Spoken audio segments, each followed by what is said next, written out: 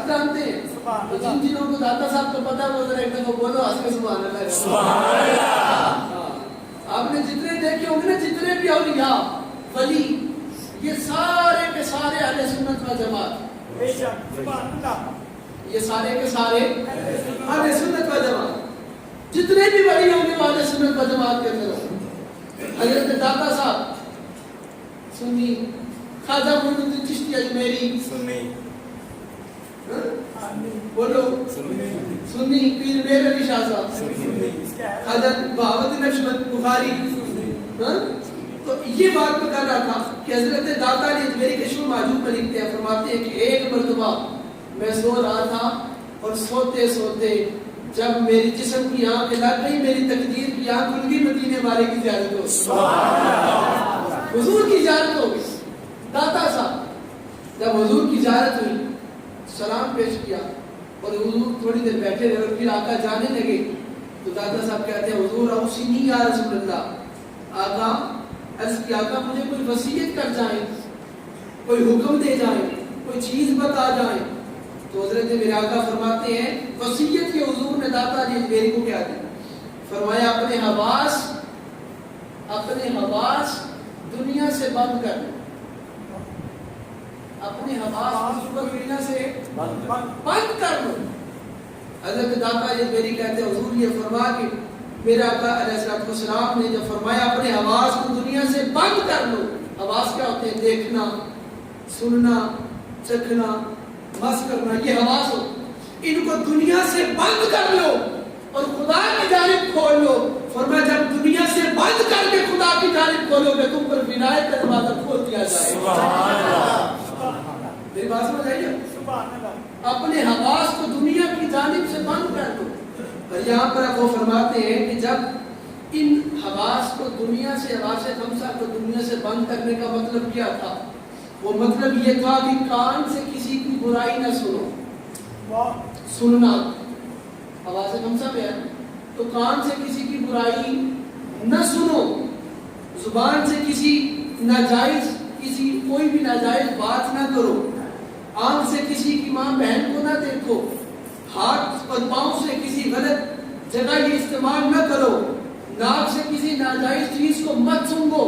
جب یہ 5 حواس خمسہ دنیا کی جانب سے بند کر لو گے اور خدا کی جانب کھول لو گے, آقا فرماتے ہیں اے اجمیری جو بندہ دنیا کی جانب یہ 5 چیزیں بند کر لیتا ہے اور خدا کی جانب اپنے ہاتھ بھی چلاتا ہے, اپنے پاؤں بھی, اپنی آنکھیں بھی, اپنی سوچ بھی, اپنی نظریں بھی, اپنا چکھنا بھی, اپنا بولنا بھی, اپنا سننا بھی, جو خدا کی جانب لگاتا ہے اللہ تعالیٰ اسے اپنا ولی بنا لیتا. اللہ تعالیٰ اسے اپنا ولی بنا لیتا. اب یہ بات پھر ذرا پڑھے بات. کچھ لوگوں کا خیال یہ ہے کہ نہ نماز پڑھو نہ روزہ رکھو اور فقط بیٹھ کے تسبیح پہ اللہ نہ کرو, صبح شام جھوٹ بولو, صبح شام جھوٹ بولو, فریب کرو, اپنے کام کاج کے اندر دال لگاؤ لوگوں کو, اور رات کو تسبیح کر کے درود شریف کی 100, اور پھر احسان کرو, صبح بھی بتا لوگوں کو رات کو 100 دانوں کی تسبیح کی ہے. یہ نہیں, آقا نے فرمایا تمہارا ہر عمل اللہ تعالیٰ تب قبول فرمائے گا جب اس میں رضائے الہی ہوگی اور رضائے مصطفیٰ ہوگی. اب جو بندہ سمجھے میں صرف تسبیح پھیروں, نہ نماز پڑھوں, نہ روزہ رکھوں, نہ فطرانے دوں, نہ حج کروں, نہ زکات دوں, نہ عمرے کروں, نہ صدقات کروں, نہ لوگوں کے ساتھ شفقت کروں, نہ رحم کروں, پھر اللہ تعالیٰ مجھے ولایت عطا فرما دے. نہ اس طرح ولایت نہیں ملتی. میں آپ کو بتاؤں نام ولایت دینے والی ذات کا, تاکہ تھوڑا سا جوش بن جائے آپ کے سینوں کے اندر. حضور نے فرمایا پچھلی امتوں کے اندر بھی جو ولایت دیتی تھی اس ہستی کا نام, اور جو اب بھی اس امت میں بھی اور قیامت تک آنے والی امت میں جو بندہ ولی بناتا ہے اس کا نام علی المرتضیٰ ہے, شیر خدا ہے, نقطہ بائیں بسم اللہ ہے. اب مجھے بولو جگہ بندہ نماز نہیں پڑھتا, کیا ہم مولا علی ولایت جیسا بولتا نہیں؟ دوسرا بولو گے, فراسی بولو گے تو کم چل جائے. بندہ بولے جھوٹ اور خود کو کہے میں علی والا, کیا علی پاک اسے قبول کرتے ہیں؟ اسے ولایت دیں گے؟ جو نماز نہ پڑھے کیا اسے ولایت ملے گی؟ کوئی ولی بغیر عبادت کے ولی نہیں بنا. لباس چھوڑ کے ولی نہیں بنا. آپ کو جانتے ہیں وہ جبہ تھا وہ جو حضور کو معراج سے واپسی میں ملا تھا, وہ جو حضرت علی کو ملا تھا پھر بعد میں, پھر وہ چلتا چلتا چلتا چلتا ایک ولی تک پہنچا, ایک ولی تک پہنچا. اس ولی نے اپنی وفات کے وقت فرمایا کہ یہ جبہ اب میں اپنے جانشین کو دیتا, لیکن پھر فرمایا نہیں, میں جب فوت ہو جاؤں تو یہ جبہ میری قبر کے اندر ہی میرے ساتھ رکھ دینا, کیونکہ آئندہ آنے والا اس جبے کی اہلیت نہیں رکھتا, اس کی اہلیت نہیں رکھتا. وہ جو پاس ان کا خلیفہ بیٹھا تھا اس نے کہا حضور میں اس وقت اللہ تعالیٰ کے ساتھ اتنا قریب ہوں کہ میں دن کو بھی اللہ رب العزت کی بارگاہ میں حاضری دیتا ہوں, اور آقا زمین اور حضور میں زمین پہ رہتا ہوں, نگاہیں میری عرش پہ ہوتی ہیں, اور آپ کہتے ہیں مجھے اس کی اہلیت نہیں. تو آپ نے فرمایا تو اس کی اہلیت اس لیے نہیں رکھتا کہ بندے ایک دن تیری سنت اثر کی قضا ہو گئی تھی, ایک دن تیری اثر کی سنتیں قضا ہو گئی تھی, اس لیے یہ جملے کی اہلیت تو نہیں رکھتا. اب مجھے بول کے بتاؤ کہ جو ایک سنتیں چھوڑ دے وہ اہلیت کھو دیتا ہے, تو جو پورے فرض چھوڑ دے اور کہے میں ولی بن گیا, آپ کہیں گے نا جی نا آپ ولی نہیں بنے, آپ بہلوپی ہو, کیونکہ ولایت اسے ملتی ہے جو خدا کی بارگاہ میں حاضری دیتا ہے, جو نماز پڑھتا ہے, جو اللہ تعالیٰ کی بارگاہ میں حاضری دیتا ہے. اگر قریب چلو تو سبحان اللہ کہہ کہ میں اپنی بات کو مکمل کروں. سبحان اللہ. میرے آقا نے فرمایا جو بندہ, یہ اوسنی کا جواب دے رہے تھے میرے کہ جو بندہ دنیا سے اپنا تعلق کس طرح توڑ لے اور رب سے اپنا تعلق کس طرح جوڑ لے, اس کے ہاتھ کسی کو نقصان نہ دے, اس کی زبان کسی کو نقصان نہ دے, اس کی آنکھیں کسی کو نقصان نہ دے, اس کی زبان کان آنکھیں چکھنا بولنا چلنا کسی کو نقصان نہ دے, فرمایا اللہ تعالیٰ سے اپنی ولایت کے لیے قبول فرما دیتا. اب میرے آقا نے فرمایا, حضور فرماتے یہاں پر ایک بڑی لطیف حدیث ہے, اگر آپ چاہو وہ ماحول بناؤ تو میں وہ حدیث پڑھ لینا چاہتا ہوں. پچھلے سال بھی نیاز بھائی میں نے حدیث نہیں پڑھی تھی کیونکہ مجھے ماحول نہیں ملا تھا, اس دفعہ وہ ماحول بناؤ تاکہ میں حدیث پڑھ سکوں. نعرہ تکبیر, نعرہ رسالت, نعرہ رسالت, عظمت و شان مصطفیٰ, نعرہ حیدری, نعرہ حیدری, نعرہ غوثیہ. یہ بات بڑے مزے کی, بڑی حدیث بڑے مزے کی ہے, دوست ہوتے ہیں اس حدیث سے, میں جب بھی پڑھتا ہوں بڑا ایمان تازہ ہوتا ہے.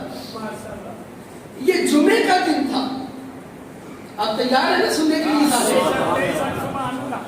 جمعے کا دن تھا اور میرے آقا جمعے کے دن اپنے منبر پر تشریف فرما ہونے کے لیے منبر رسول پر جب حضور چڑھے, میرے آقا نے پہلا قدم رکھا, فرمایا آمین. دوسرا قدم رکھا, دوسری سیڑھی, فرمایا آمین. پھر تیسرا قدم رکھا, پھر فرمایا آمین. پہلے پہ بھی آمین, پھر آمین, تیسرے پہ بھی آمین فرمایا. جب تینوں دفعہ آمین کہہ کے حضور اپنے مسجد پر تشریف فرما ہو گئے, منبر پر تشریف فرما ہو گئے, اس سے پہلے کہ لجپال آقا اپنا خطاب ارشاد فرماتے, خطبہ شروع کرتے, سامنے کھڑے ایک صحابی بیٹھے تھے, وہ کھڑے ہو گئے, ہاتھ باندھ کے ساتھ جھکا کے کہتے ہیں آقا پہلے یہ بتائیں یہ آمین والا معاملہ کیا؟ بولو ذرا ایک دفعہ پھر یہ آمین والا معاملہ کیا؟ ارادہ فرماتے ہیں صحابی, میں جبریل دعا مانگ رہا تھا, اس نے کہا حضور آمین, دعا تو کسی نے مانگی نہیں, تو آپ آمین آمین کیوں کہہ رہے؟ فرمایا جبریل دعا مانگ رہا تھا, میں اس کی دعا پہ آمین کہہ رہا تھا. اب سارے بولنا ایک ہی الفاظ کے اندر ہے کہ جبریل کہاں رہتا ہے؟ سدرہ. جبریل کہاں رہتا ہے؟ سدرۃ المنتہا. پھر بولو گا کہ جبریل کہاں رہتا ہے؟ سدرۃ المنتہا پہ. تو اب جبریل نے دعا کہاں مانگی؟ سدرۃ سدرۃ المنتہا پہ ماشاءاللہ حضور نے کہاں سنی؟ مدینے. مدینے میں دعا کہاں مانگی؟ سدرہ پہ. آقا نے سنی کہاں؟ مدینے. مسجد نبوی میں سبحان اللہ منبر پر. سبحان اللہ. آپ کو کسی شادی اب میں کہوں گا کیا خیال ہے اگر حضور سدرہ پہ مانگی جانے والی دعا کو اپنے مدینے میں سن سکتے ہیں, ہم یہاں درود پڑے آقا مدینے کیوں نہیں سن سکتے؟ پھر کوئی سوال کرتا نہیں شاہ جی ایمین اپنے کو نئے مسئلے کٹو, ایسی کوئی بات نہیں ہے. جبریل نے وہاں دعا نہیں مانگی تھی, جبریل نے یہاں آ کے دعا مانگی تھی. کیا بات, سبحان اللہ. کئی لوگ نہیں مانتے نا جی, بالکل ایسا مجدی صاحب وہ نہیں مانتے. نہ ایویں شانہ بتائی جا کرو, تسی سکون ہی نہیں لیندے جدوں تک تو ہی حضور دی شان بتا نہ لو. اسی کون نے بتان والے جدی شان خدا والا فانا دا کا ذکر کیا کہ بتاندا اسی نہیں بتا سکتے. سبحان اللہ. ہم نے آپ کا ذکر آپ کی خاطر بلند کر دیا, بندے نہیں کر سکتے, یہ خدا نے بلند کیا. لوگ کہتے ہیں یہ جو سنی ہے نا جی یہ حضور کی شان کو حد سے بڑھا دیتے. اگر آپ جاگو تھوڑا سا تو میں یہاں پر سبحان اللہ سبحان اللہ. یہ آپ کے عقیدے کی بات ہے. ماشاءاللہ. وہ لوگ کہتے ہیں, سننا غور کرنا, وہ کہتے ہیں یہ سنی حضور کی شان کو حد سے بڑھا دیتے ہیں. ہم کہتے ہیں جھلیا ہمیں حضور کی شان کی حد تو بتا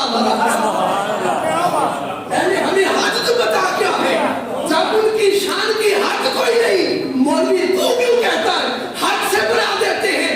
حضور کی شان اگر بیان کرنی ہے یا قرآن سے پوچھو یا خدا سے. نعرہ تکبیر, نعرہ رسالت, نعرہ رسالت, نعرہ حیدری, حیدری. میرے آقا نے 3 مرتبہ فرمایا آمین آمین اور پھر فرمایا آمین. آقا وہ کہتے نہیں جی نہیں, وہاں پر نہیں مانگی تھی, اس نے مدینے آ کے مانگی تھی. ماشاءاللہ سبحان اللہ. جو میری طرف دیکھے نا انہیں مدینے لے جا.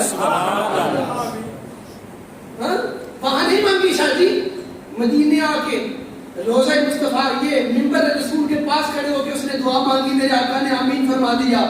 میں کہا جھلے پھر بھی ہم سچے, ہمارے رسول سچا. کیوں؟